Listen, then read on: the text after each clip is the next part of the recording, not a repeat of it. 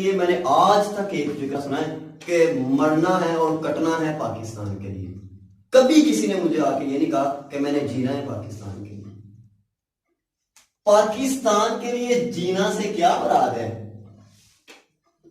کہ میں کچھ ایسا کروں گا جس سے میرے پاکستان کی عوام میں شعور آئے گا, جس سے میرے پاکستان کا امیج دنیا میں بڑا ہو جائے گا, جس سے میرے پاکستان کو دنیا مانے گی, جیسا کہ ڈاکٹر عبدالقدیر خان نے کیا. وہ جیے پاکستان کے لیے اور وہ اب تاحیات جیے, تاحیات, اور مرتے دم تک بھی جیے, مرنے کے بعد بھی وہ جیے.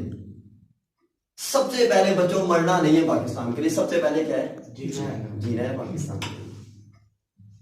جب ہمیں پاکستان کے لیے جینا آ گیا تو مرنے کے بعد مسلم امہ ترسے گی کہ ایک امام آیا تھا